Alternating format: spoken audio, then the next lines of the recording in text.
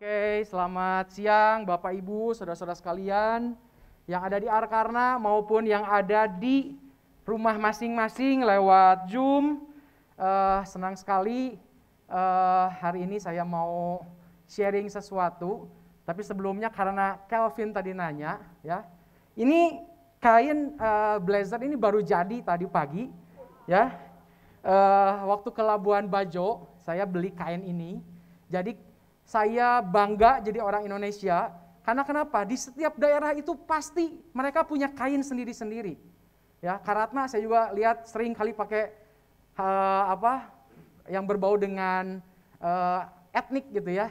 Nah, ini kayaknya dari Labuan Bajo, Vin. Ya. Tapi saya bikin di saudara saya. Namanya Austin Formal Wear. Boleh ya? Boleh ya promosi sedikit gitu ya. Dia ada di Jalan Paledang nomor 48. Jadi kalau Bapak Ibu butuh jas, butuh mau wedding, mau apa, bisa. Austin Formal Wear. Ya. Kak Oci juga kayaknya punya ya kok, beberapa ya. Oke. Thank you buat yang sudah hadir, saya lihat semakin hari semakin penuh. Ya. Luar biasa juga tadi Shelton. Saya bisa merasakan apa yang Engkong sama Hani rasakan. Ya, bangga. Mungkin tadi ada yang nangis nggak ya, Engkong atau Hani? Saya juga merasakan pas Keira duduk di sana. Biasanya kan mamahnya yang duduk di sana. Hari ini saya mau menyampaikan sesuatu dan saya harap kita bisa belajar dari satu bangsa yang Tuhan ciptakan sendiri. Yang Tuhan ceritakan sendiri. Bentuk sendiri dari mulai satu orang saja.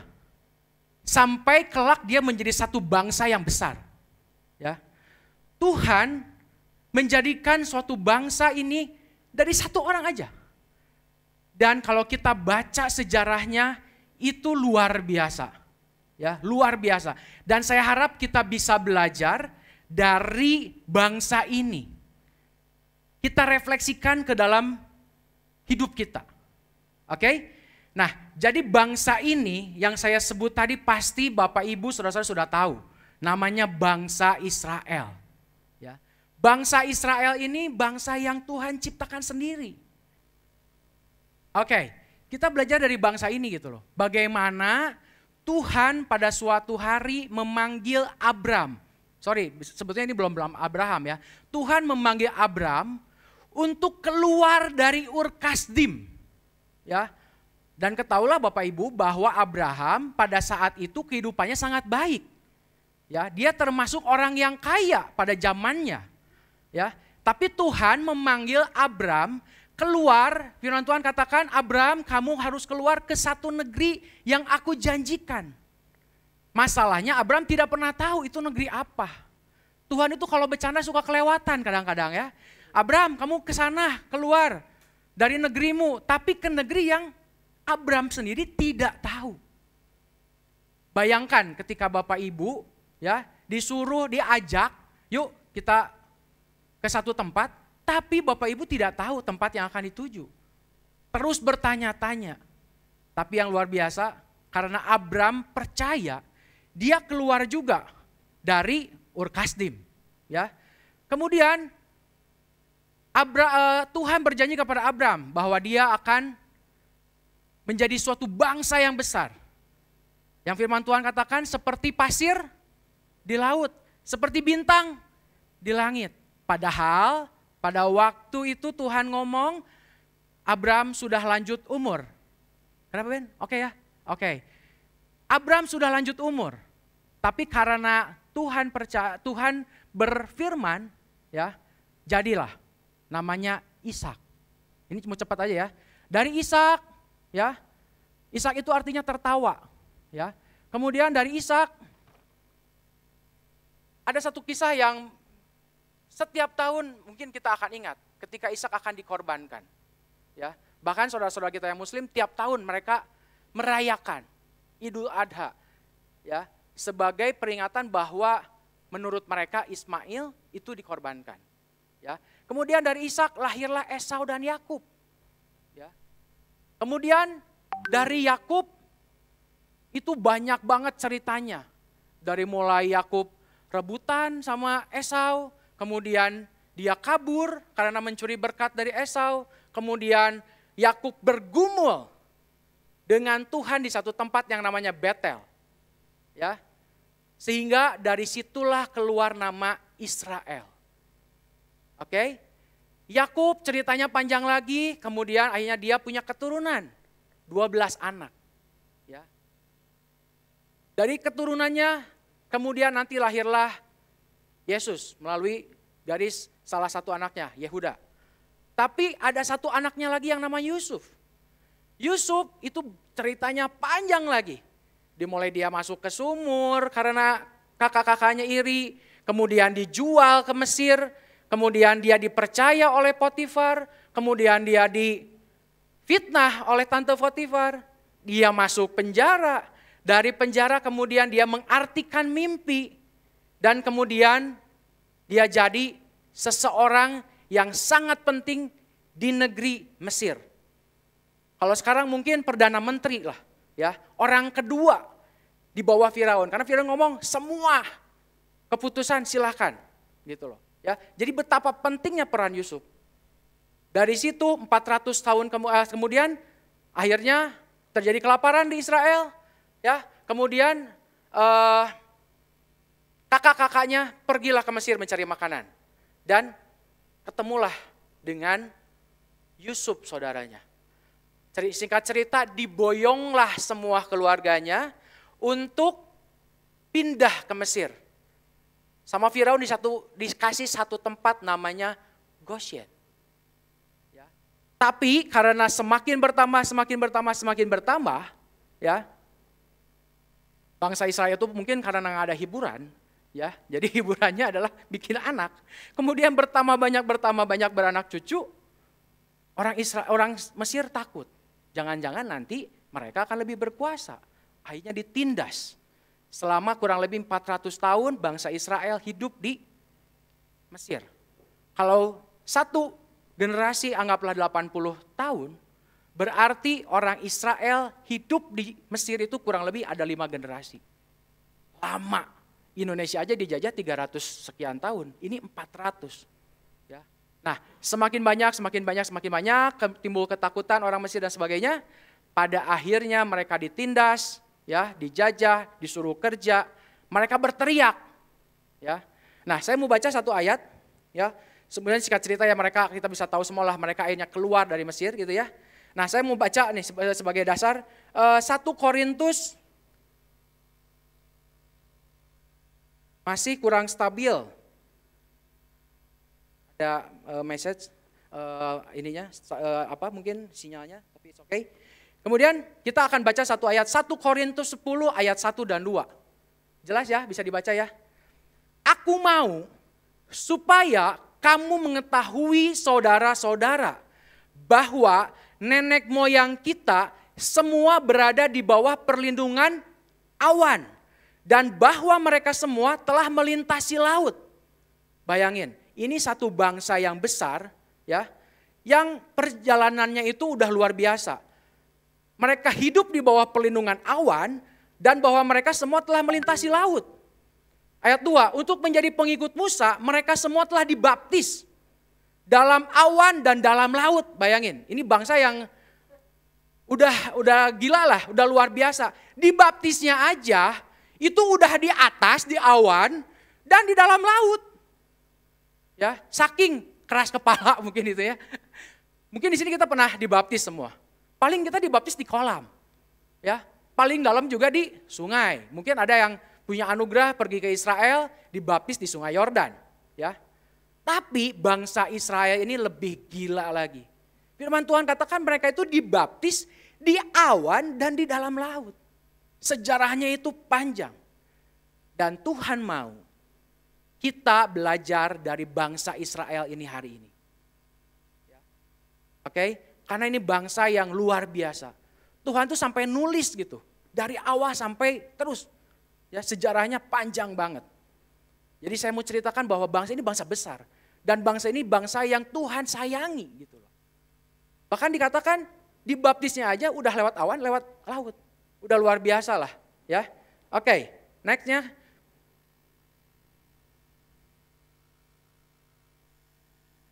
kita baca satu ayat lagi. Di Keluaran 9 ayat 24 sampai 26. Oke. Dan turunlah hujan es. Sorry, kita balik lagi kepada zaman pada saat Israel ada di Mesir. Ketika mereka akan keluar dari Israel, mereka harus melalui sekian banyak rintangan karena ditahan oleh Firaun. Ya, tulahnya banyak, ada 10. Tapi saya mau fokus pada satu tulah yang ini menurut saya luar biasa. Oke? Keluaran 9 ayat 24 sampai 26. Dan turunlah hujan es beserta api, ya, yang berkilat-kilat di tengah-tengah hujan es itu. Terlalu dahsyat, seperti yang belum pernah terjadi di seluruh negeri orang Mesir sejak mereka menjadi satu bangsa. Jadi ini tuh satu kondisi yang sangat-sangat di luar kebiasaan. Bencana alam yang luar biasa. Kalau kita pernah mengalami tsunami, kalau kita pernah mengalami gempa bumi di Palu, itu tuh gak ada apa-apanya. Karena firman Tuhan katakan terlalu dahsyat. Ini yang ngomong firman Tuhan, terlalu dahsyat seperti yang belum pernah terjadi di seluruh negeri orang Mesir sejak mereka menjadi satu bangsa. Padahal kita tahu Mesir itu sejarahnya juga panjang. Oke, hujan es itu menimpa binasa segala sesuatu yang ada di padang. Nggak ada yang terlewat. Di seluruh tanah Mesir. Dari manusia sampai binatang. Nggak ada yang selamat Bapak Ibu. Karena hujannya terlalu besar. Ya, hujan es lagi. Pernah di sini ada yang alami hujan es? Ya, Mr. Wang pernah. Tadi angkat tangan yang pernah. Saya pernah di mobil, dak duk itu kena ke kap mobil sampai rumah saya bocor karpotnya karena hujan es. Itu baru segitu, ya. Hujan es itu menimpa binasa segala sesuatu yang ada di padang di seluruh tanah Mesir, dari manusia sampai binatang, juga segala tumbuhan di padang ditimpa binasa oleh hujan itu, dan segala pohon di padang ditumbangkannya. Dahsyat nggak? Dahsyat nggak Bapak Ibu? Dahsyat banget, ya. Tapi perhatikan nih, ayat 26. Hanya di tanah Goshen, tempat kediaman orang Israel, firman Tuhan katakan, tidak ada turun hujan es. Saya mau kita baca sekali lagi sama-sama. Oke, sama-sama. Hanyanya ya, 3, 2, 1. Hanya di tanah Goshen, tempat kediaman orang, tidak ada turun hujan es. Sebelum lanjut, saya ada satu klip, ya. Ini saya cari di YouTube. Ini film buatan manusia. Mereka berusaha menggambarkan betapa dahsyatnya hujan es tersebut. Tapi saya yakin dan percaya, apa yang dibikin manusia itu nggak ada apa-apanya dibanding kejadian sebenarnya pada waktu itu. Karena kenapa? Firman Tuhan katakan terlalu dahsyat. Seperti yang belum pernah terjadi. Bayangin, itu kan cuma visualisasi aja dari para sutradara. Kejadiannya lebih gila lagi pasti. Tapi yang luar biasa, firman Tuhan katakan, hanya di tanah Goshen, tempat kediaman orang Israel, tidak ada turun hujan. Kasih tepuk tangan dong buat Tuhan kita yang besar. Oke, selanjutnya, makanya hari ini saya mau sharing sesuatu tentang ini, namanya escape, ya, luput. Karena menurut saya bangsa Israel itu sudah mengalami sekian luput. Dan saya percaya, ya, apa yang kita alami dalam hidup ini juga sama seperti bangsa Israel. Ya. Bagaimana kita dari kecil sampai remaja, saya percaya banyak sekali Tuhan bekerja dalam hidup kita. Tuhan mungkin meluputkan. Beberapa kejadian yang sekarang kita hari ini. Luput dari sakit, luput dari kebangkrutan, luput dari penipuan misalkan, dan lain sebagainya. Banyak sekali. Ya. Dan mari kita belajar dari bangsa ini. Oke, saya mau ya dedikasikanlah apa yang saya sharingkan hari ini buat orang-orang yang saya kasihi gitu ya. Yang pertama pasti istri saya yang sampai kemarin subuh aja masih bikin gambar-gambar ya, ilustrasinya. Saya senang sekali kalau bagian khotbah kita bisa sharing juga berdua. Menurut saya gini loh, tapi dia sudut pandangnya ini loh, itu memperkaya. Thank you buat istri saya. Kemudian buat mama saya juga yang, saya juga nanti ada satu part saya mau ceritakan kesaksian tentang mama saya. Ya. Dan yang terakhir, buat satu orang di komunitas kita yang luar biasa. Ya. Dalam keadaan tidak mudah. Dalam keadaan tidak mudah. Tapi dia tetap setia loh. Dia masih tetap ngingetin, Wan bisa nggak tugas? Wan tanggal sekian ya, kamu nanti latihan gini dan segala macam. Saya tahu Bapak Ibu, tidak mudah. Tidak mudah apa yang seorang ini hadapi. Tapi dia setia gitu loh. Dan saya berharap ini jadi kekuatan buat Ciliani. Kalau Ciliani ikut ibadah ini, ada nggak ya Ciliani ya? Oke, di rumah sakit tapi nggak apa-apa, mungkin nanti bisa lihat rekamannya. Tapi saya betul-betul berharap bahwa sharing saya ini menguatkan Ciliani. Oke, Ciliani tetap kuat, God well soon ya. Oke, kita lanjut. Nah, luput saya pelajari itu ada dua saya renungkan. Ya. Yang pertama, luput itu dihindarkan atau dilepaskan. Artinya orang tersebut tidak harus mengalami kejadiannya dulu. Tidak harus mengalami. Diluputkan. Diloloskan.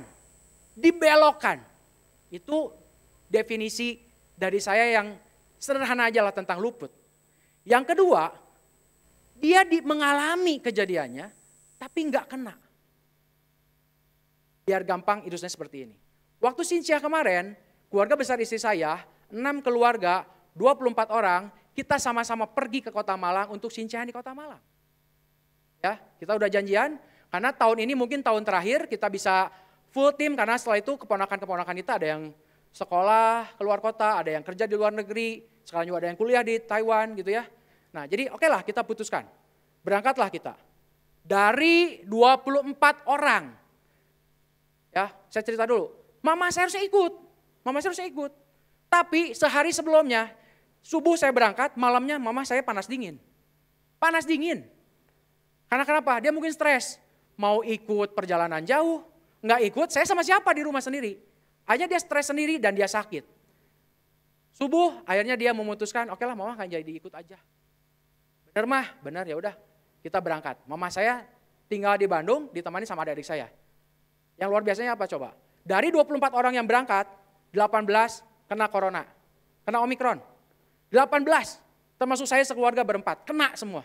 Cuman mama saya aja yang gak kena, karena kenapa? Mama saya gak jadi ikut. Itu definisi yang pertama, ketika Tuhan membelokkan. Mungkin pada waktu itu mama saya sakit. Ya, mungkin itu cara Tuhan supaya mama saya tidak ikut. Karena kalau ikut saya jamin pasti kena. Pasti kena. Karena kenapa? Ya kita semobil, sekamar, makan sama-sama bersama beberapa hari intens gitu ya. Bayangin dari 24 orang 18 kena. Cuman mama saya nggak jadi ikut, dia nggak kena. Ya. Definisi yang kedua, dialami tapi tidak kena. Saya ada kakak ipar dari Cirebon, 6 orang. Suami, istri, 4 anak. Tahu nggak? Kita makan bareng, main bareng. Ya, semua bareng lah, deketan. Cuman mereka berenam doang yang nggak kena. Itu definisi kedua. Dalam satu kejadian, jelas ya Bapak Ibu? Jelas ya, mama saya dibelokkan supaya tidak ikut, akhirnya dia nggak kena. Tapi keluarga saudara saya, dia ikut. Dia ada di situ. Tapi Tuhan luputkan juga. Nggak kena juga. Ya, kenapa? Ya nggak tahu. Apakah dia baru booster dan sebagainya. Dia sih bilang baru booster 8 hari. Mungkin imunnya lagi tinggi-tingginya. Tapi bukan itu poinnya. Poinnya adalah dia tidak kena. Meskipun dia ada di sana. Jelas ya? Selanjutnya. Ini yang paling penting. Kenapa sih Tuhan luputkan? Kenapa sih Tuhan itu memberikan privilege? Mungkin kita tidak sadari Bapak Ibu. Tapi ini yang terjadi. Kita pelajari sama-sama. Yang pertama, ya. Saya pelajari. Yang pertama, karena dekat dengan Tuhan. Jadi poin pertama, ya, ketika Tuhan meluputkan. Ketika kita diluputkan, poin pertama adalah dekat dengan Tuhan. Atau bagaimana caranya supaya kita terluput. Ya. Satu, dekat dengan Tuhan. Kita baca. Di Mazmur 25 ayat 14.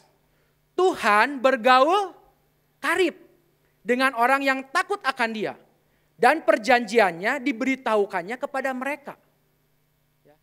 Jadi poinnya adalah bergaul karib. Karib itu CS, sahabat.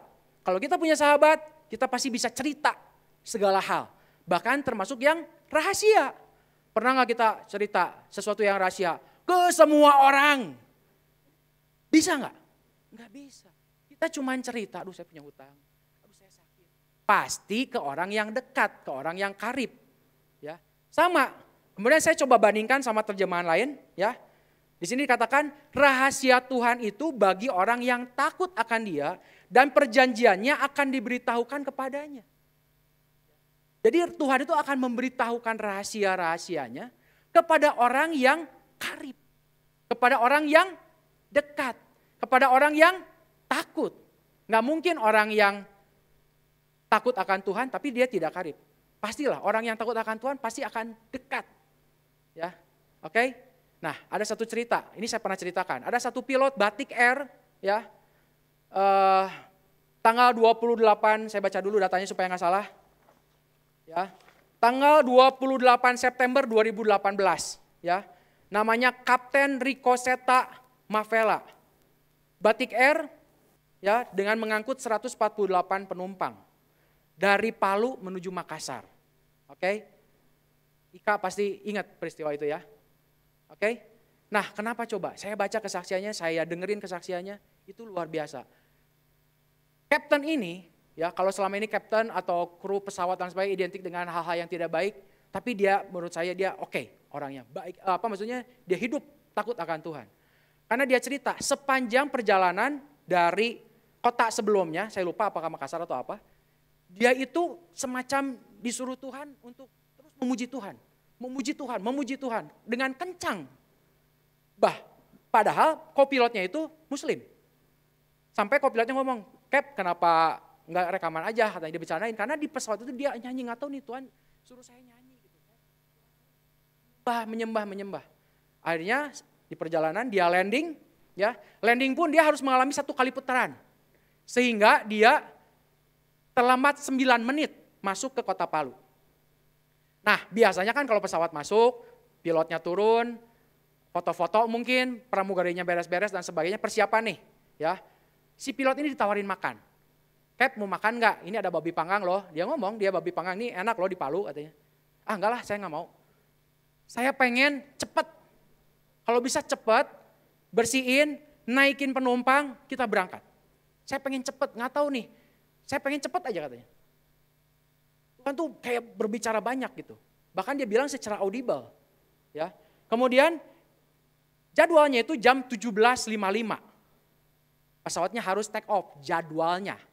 Tapi karena dia pengen handlingnya cepat, ya semua beresin checklist. Bahkan pesawat jalan itu dari mulai parkirnya dia mundur, dia sambil ngisi checklist gitu supaya cepat. Jam 17.52 udah ready. Kemudian take off lah. Jadi dia lebih cepat 3 menit dari jadwal seharusnya. Oke? Naik ke atas, begitu naik ke atas, dia memang waktu di landasan itu dia udah oleng ke kiri, oleng ke kanan pesawatnya. Dia nyangka oh mungkin anginnya besar gitu. It's okay lah gak apa-apa. Dia jalan naik, take off. Di ketinggian tertentu dia sudah gak bisa lagi kontak sama ATC. ATC itu satu menara kalau di bandara yang ngatur pesawat boleh turun, boleh naik dan segala macam supaya tidak terjadi tabrakan. Dia udah gak bisa kontak. Dan jam 18.02 gempa itu terjadi. Jadi begitu di ketinggian tertentu dia diberitahukan bahwa dia adalah pesawat terakhir yang bisa lepas landas dari Bandara Palu. Bahkan kenapa dia gak bisa kontak sama ATC-nya karena ATC-nya runtuh dan ada korban di situ. Namanya Antonius Gunawan. Yang saya mau katakan adalah orang yang dekat dengan Tuhan, orang yang karib dengan Tuhan. Tidak mustahil Tuhan memberitahukan rahasia-rahasianya. Supaya diluputkan. Banget loh. Berarti dari take off ke gempa itu cuma 7 menit. Tahu katanya, saya pengen cepet-cepet aja. Ditawarin babi panggang pun saya biasanya paling suka, hari ini saya nggak mau. Saya nggak mau, saya pengen cepet take off aja. Pengen cepet keluar aja, nggak tahu kenapa. Itu definisi yang pertama, dekat dengan Tuhan. Oke? Sekarang selanjutnya adalah hidup benar. Oh ya, satu ayat lagi. Kita baca di Mazmur 34 ayat 8. Malaikat Tuhan berkemah di sekeliling orang-orang yang takut akan Dia. Ingat ya, tadi orang yang takut itu pasti dia dekat dengan Tuhan. Lalu meluputkan mereka. Sekali lagi kita baca. Bapak Ibu, malaikat Tuhan berkemah di sekeliling orang-orang yang takut akan Dia, lalu meluputkan mereka. Berkemah. Yang namanya berkemah itu berarti stay, bukan cuma lalu lalang, cuma bukan lewat. Tapi dia benar-benar stay di situ ngejagain. Kalau Jokowi pergi ke satu kota, ke satu tempat, pasti yang namanya pas pampres itu berkemah, ya, berkeliling. Kayak kemarin waktu Jokowi ke titik nol di ibu kota baru, IKN, berkemah kan? Saya yakin itu pas pampres, ring 1, ring 2, ring 3, mereka juga berkemah, berjaga-jaga di sekeliling orang itu yang namanya Presiden Jokowi. Supaya diluputkan, jangan sampai ada sniper, jangan sampai ada orang yang mau nyerang. Ya, itulah gambarannya. Jadi percayalah, malaikat Tuhan akan berkemah di sekeliling orang-orang yang takut akan Dia dan meluputkan. Oke? Selanjutnya poin yang kedua yang saya coba renungkan, ya, kenapa sih Tuhan itu meluputkan? Yang kedua adalah karena orang itu hidup benar. Hidup benar. Amsal 11 ayat 21. Sungguh orang jahat tidak akan luput dari hukuman, tetapi keturunan orang benar akan diselamatkan. Akan diselamatkan. Diselamatkan itu ya diluputkan juga. Ya. Sungguh orang jahat tidak akan luput dari hukuman, tetapi keturunan orang benar akan diselamatkan. Kalau yang pertama dekat, kalau yang kedua hidupnya benar. Ya. Kita akan belajar dari satu orang nanti, namanya Ayub. Ya, tapi saya mau baca dulu ayat yang ini. Ayub 22 ayat 30. Orang yang tidak bersalah diluputkannya. Ini firman Tuhannya jelas banget. Orang yang tidak bersalah diluputkannya, engkau luput karena kebersihan tanganmu. Amin, Bapak Ibu Saudara sekalian. Oke, jadi kalau engkau beberapa kali diluputkan dari berbagai macam, apakah bencana, apakah tabrakan mungkin, apakah kebangkrutan, sakit penyakit. Coba cek. Apakah engkau dekat? Oh iya, mungkin saya dekat. Ya, hidup benar, gitu ya. Yang selanjutnya, yang ketiga. Ya, saya mau banyak bicara di sini. Yang ketiga adalah memperhatikan orang lemah. Ini poin terakhir. Oke. Kita baca di Mazmur 41 ayat 1 sampai 4, tapi kita fokus dulu di ayat yang satunya aja. Kita baca sama-sama ya, dalam hati, yang di rumah juga boleh Bapak Ibu. 3, 2, 1. Mazmur 41 ayat 1 sampai 4. Berbahagialah orang yang memperhatikan orang lemah. Tuhan akan meluputkan dia pada waktu celaka. Suatu saat kakak papa saya akan ke Bandung, mereka bertiga, suami istri dan anaknya, udah gede, anaknya nyetir, di kilometer di Cipularang, kilometer 115 kalau Bapak Ibu lewat, ada satu jembatan yang cukup panjang, kecepatan biasa-biasa aja, tiba-tiba dari arah berlawanan ada mobil loncat. Ini bukan tabrakan dari, kan namanya jalan tol satu arah kan, ini mobil dari lawan arah, loncat, masuk ke jalur dia, bak, tabrakan. Parah banget. Kalau saya lihat, mati ini harusnya. Mati. Ringsek kecepatannya itu yang tinggi. Karena kenapa? Bisa sampai loncat dong. Yang aneh, orangnya nggak apa-apa loh. Yang ini nggak apa-apa. Adu banteng. Tapi saudara saya parah. Berapa bulan dia di rumah sakit, sempat koma juga. Tapi Tuhan juga luputkan. Hamba Tuhan juga, dia khotbah juga, ya, diluputkan. Pada itu kecelakaan kencang banget di jalan tol, adu banteng, loncat, si mobilnya loncat, ya. Oke, balik lagi. Berbahagialah orang yang memperhatikan orang lemah, Tuhan akan meluputkan dia pada waktu celaka. Jadi poin yang ketiga yang saya mau sharing adalah perhatikanlah orang-orang yang lemah. Ya, karena firman Tuhannya jelas banget. Berbahagialah orang yang memperhatikan orang lemah, Tuhan akan meluputkan dia pada waktu celaka. Saya coba bandingkan dengan versi lain juga sama. Sama. Ya, orang yang lemah. Oke, nanti kita belajar dari Ayub ya. Saya bersyukur, biasanya kan saya baca satu perikop, kemudian saya ambil, ini poin. Kalau ini enggak, Coach. Saya udah dapat dulu poinnya. Kemarin malam, makanya saya tidur malam nih sama istri saya. Tuhan tuh buka lagi tentang kehidupan Ayub, nanti kita pelajari sama-sama ya. Oke.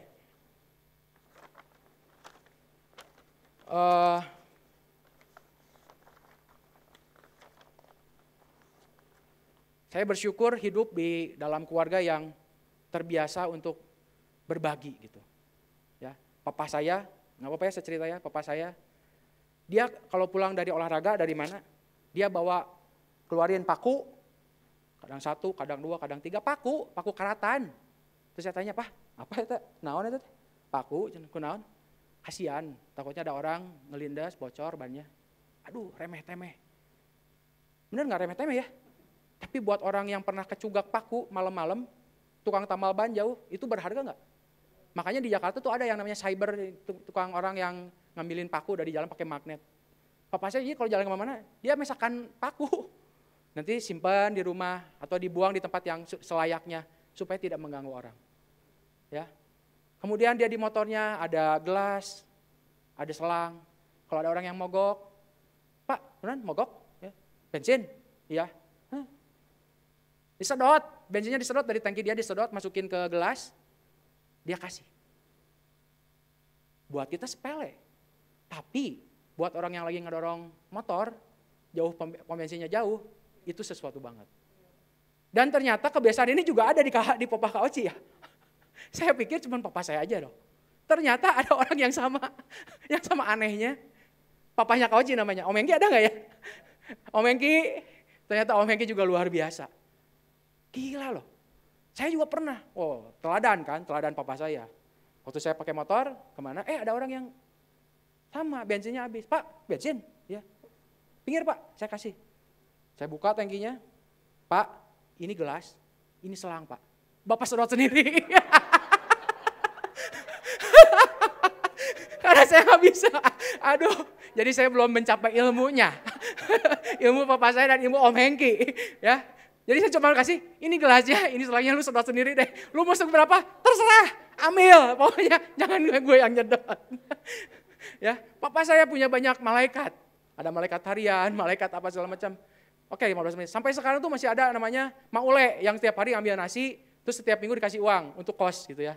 Aduh, saya bersyukur ada orang-orang yang memang ditakdirkan untuk memperhatikan orang-orang lemah.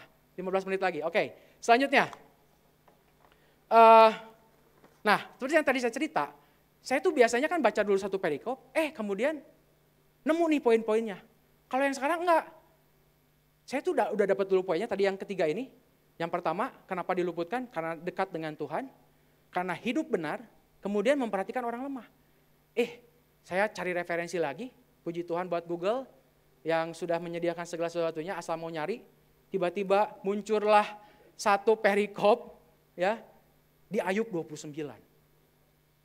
Saya pengen sih Bapak Ibu nanti di rumah, karena waktunya terlalu panjang, Ayub 29, baca satu pasal ini, ya.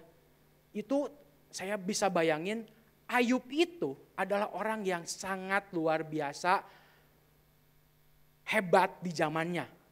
Bukan hanya karena dia orang kaya Bapak Ibu, bukan. Tapi memang dia itu generousnya itu luar biasa. Ya. Itu kalau baca di ayat 24 itu ya, dia itu dianggap seperti raja. Di ayat 24 baca, dia itu dianggap seolah-olah dia itu raja. Yang kehadirannya itu selalu dinanti-nantikan. Di satu ayat dia ngomong ketika dia berjalan di gerbang gitu ya, keluar dari ini, orang-orang tuh seperti sudah menunggu. Seperti sudah menunggu. Ini orang luar biasa banget. Dan yang luar biasanya apa? Dalam satu pasal ini, 3 poin yang tadi saya dapat ada semua. Ayub menghidupi ketiga poin itu. Yang pertama, dekat dengan Tuhan. Ya, kita baca Ayub 29 ayat 4.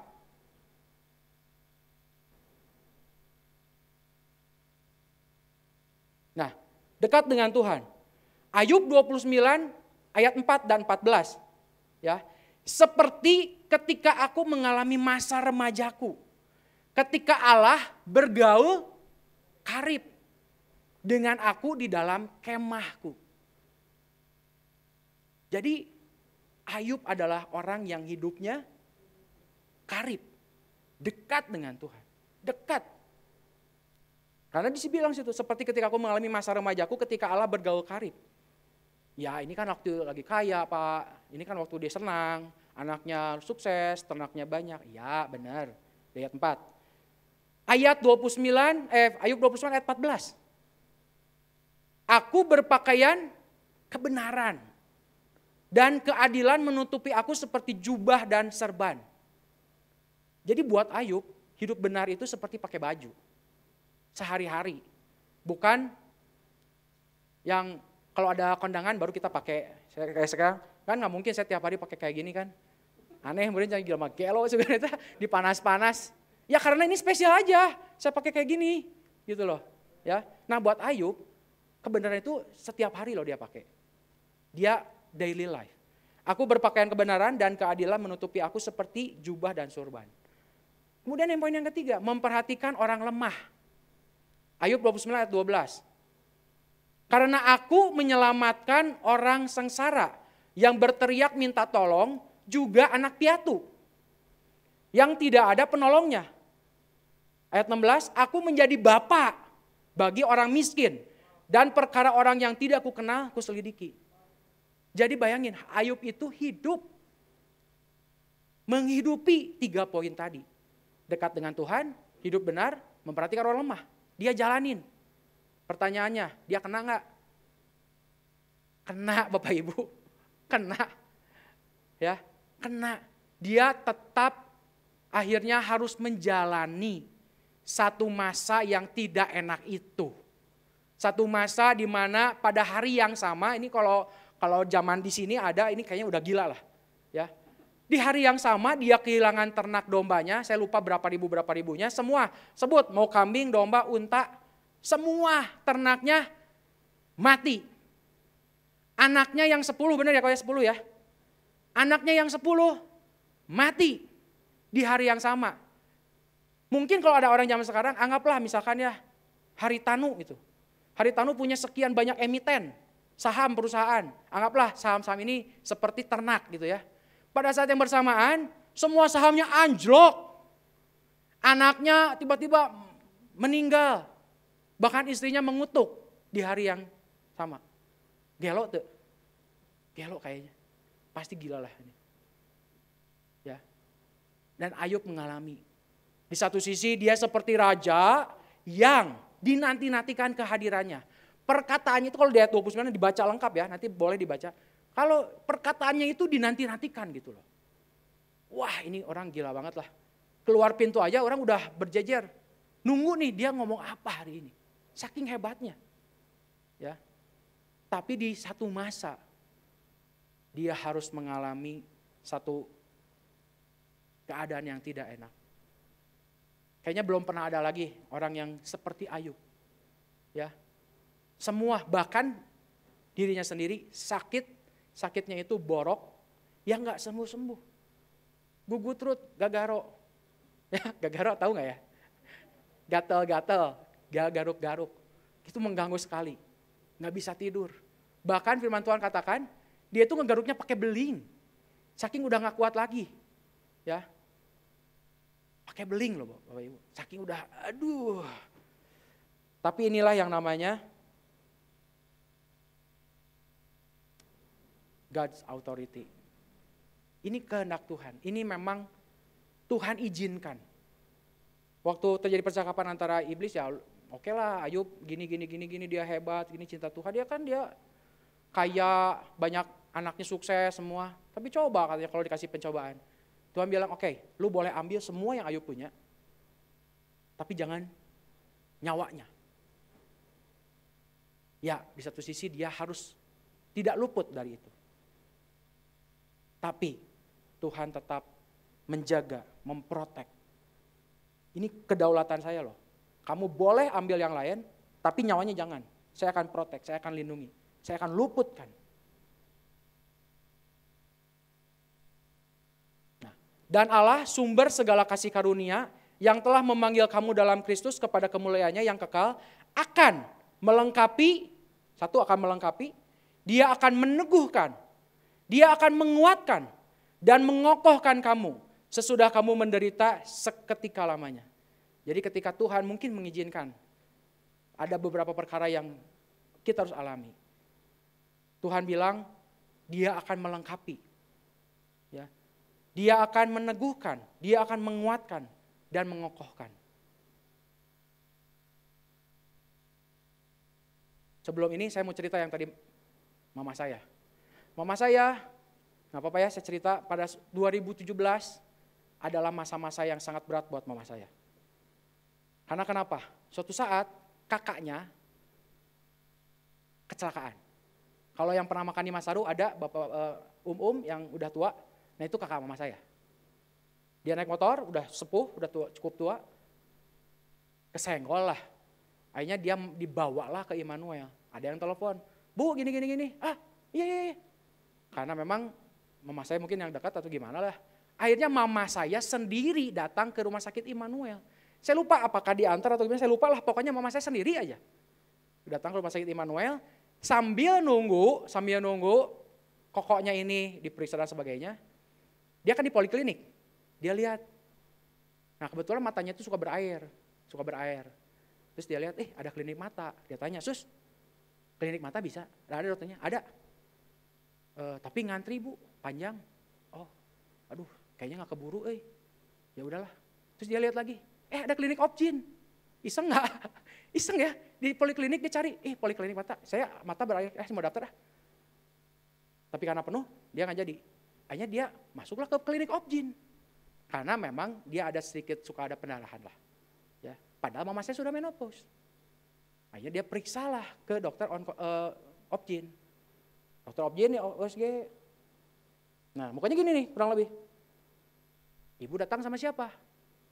Sendiri. Aduh. Cok, Cicancan atau siapalah yang perempuan. Aduh, dengar dokter kayak gitu gimana coba? Bisa dibayangin gak? Sendiri loh. Kalau saya antar atau papa saya antar, mungkin dia ada teman. Aduh, dokternya ngomong gitu. Kenapa dok? Ibu datang sendiri ya? Saya kasih rujukan aja ya. Kayaknya orangnya lebih tepat. Dia nulis, kasih. Mama saya udah gak enak hati dong. Kenapa? Ada apa? Akhirnya dia datanglah ke dokter Tarmin yang di Jalan Ciamplas. Pasti pada tahu lah, relate ya. Ibu terutama. Wah kita udah nangis, kita udah doa di rumah. Mah, tetap tuh mah harus ke dokter, harus periksa. Udah gak apa-apa.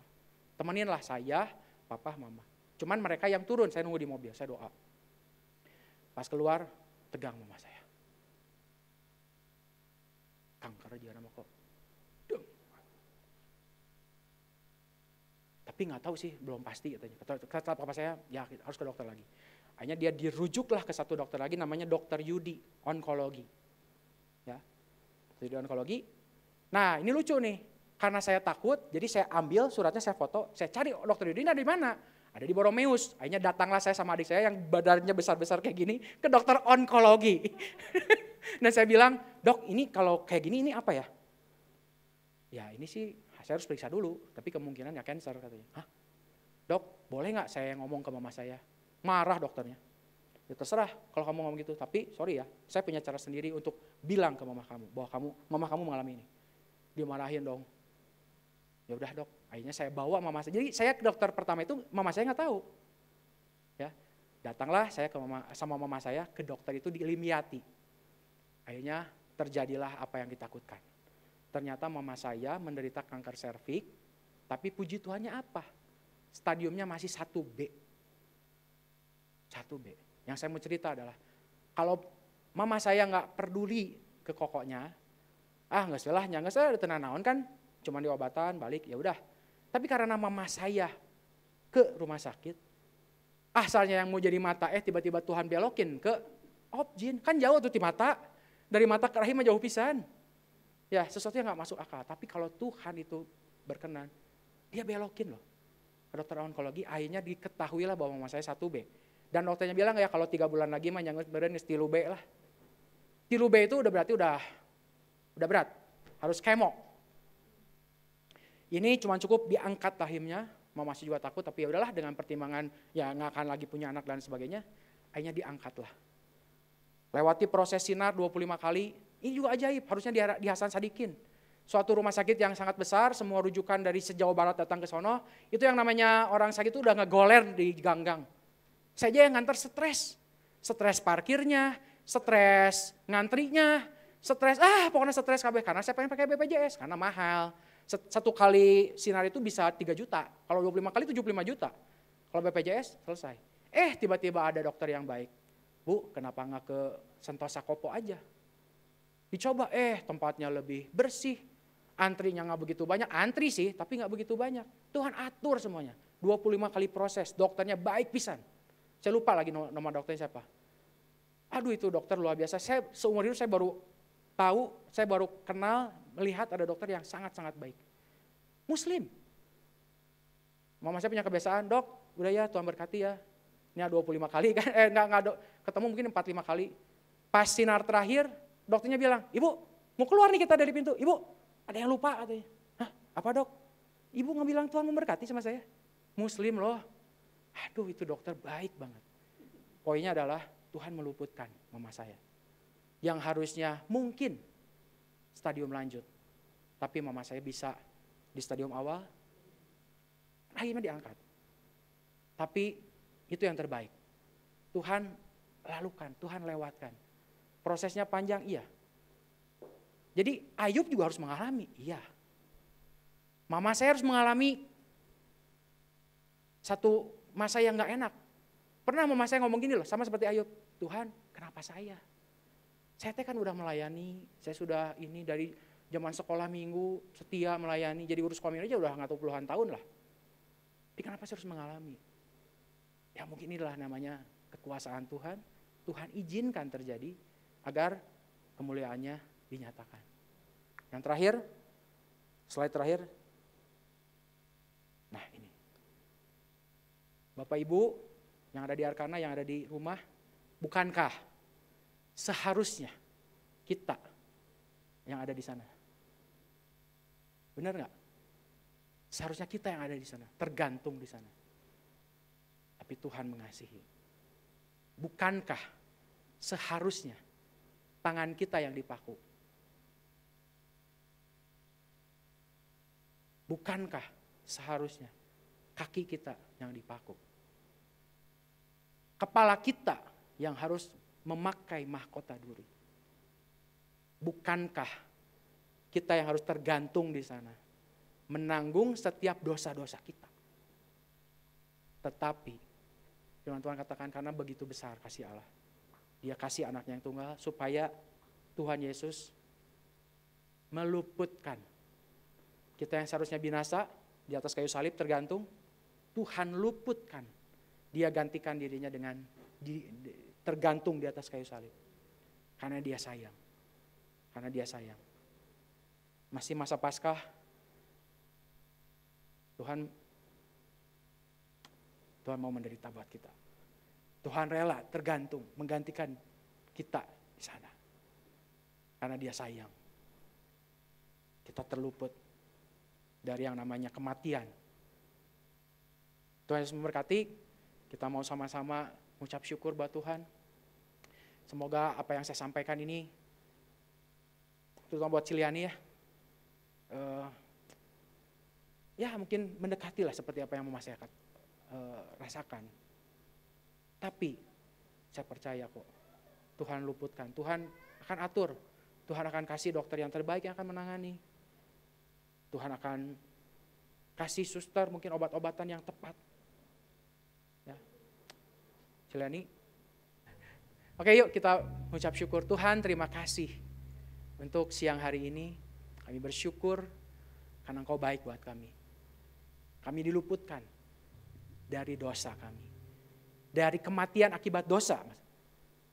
Dari kematian akibat dosa. Tangan kami yang harusnya terpaku. Tubuh kami harusnya binasa. Tapi Tuhan mau gantikan.